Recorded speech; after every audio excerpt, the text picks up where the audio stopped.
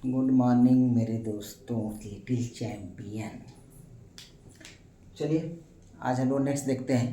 Part 1 में हमने tense देखा था, पार्ट्स ऑफ स्पीच देखा था, और आज हम लोग वर्ब देखेंगे, वर्ब क्या होता है। ठीक है, और हमने सिंपल प्रेजेंट टेंस भी हमने करा दिया।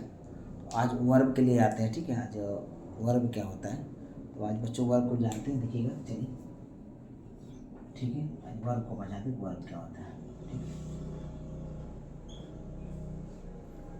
देखिए वर्ब क्या होता है। वर्ब में दो चीज़ें होती हैं, याद रखिएगा हमेशा इसको। ठीक है, इसमें भी आपका एक्शन होता है, ठीक है, और इसमें होता है स्टेट होता है।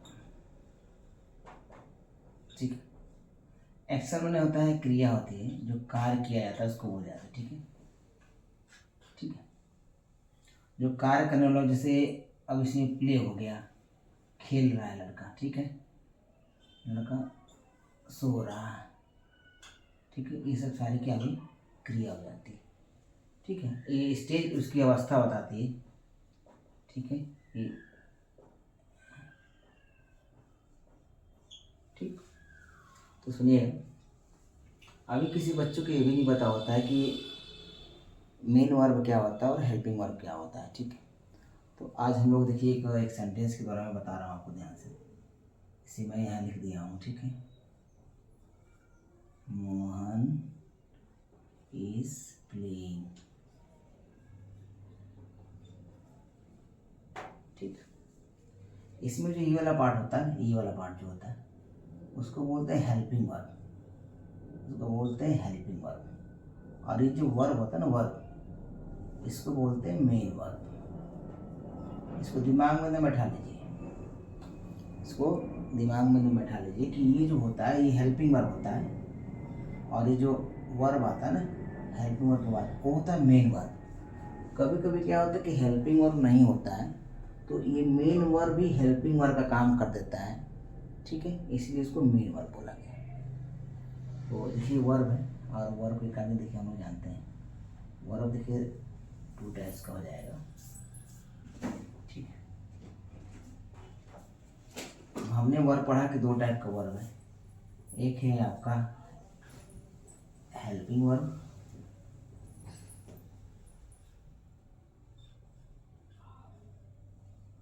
और एक है आपका मेन वर्ब।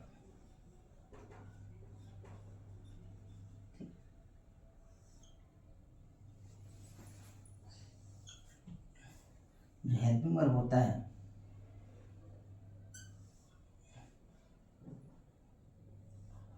ये आपके तो बढ़ जाते हैं। एक होता है मोडाल्स,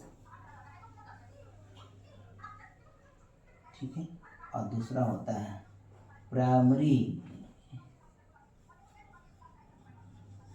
एक्सिलरी वर्ब।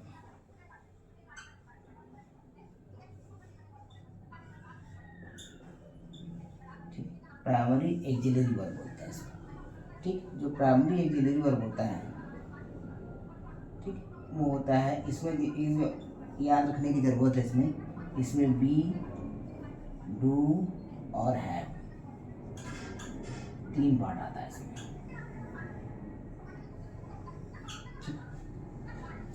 ये जो बी पार्ट है, इसको हम लोग हेल्पिंग वर्ब बोले जाते हैं। इसमें बी पार्ट में क्या क्या आता है, इज, एम, आर, वाज और वर।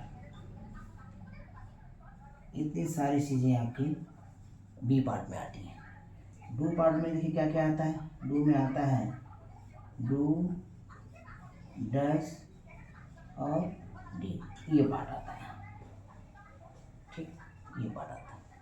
और हैव में क्या पार्ट आता है, तो हैव में आता है हैज़, हैव और हैड, ये पार्ट आता है।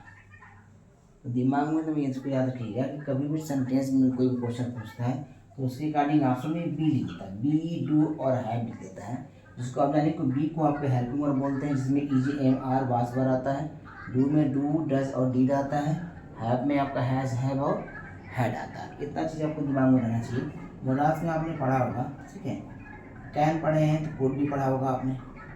तो can, could, shall, should, will, would, may, might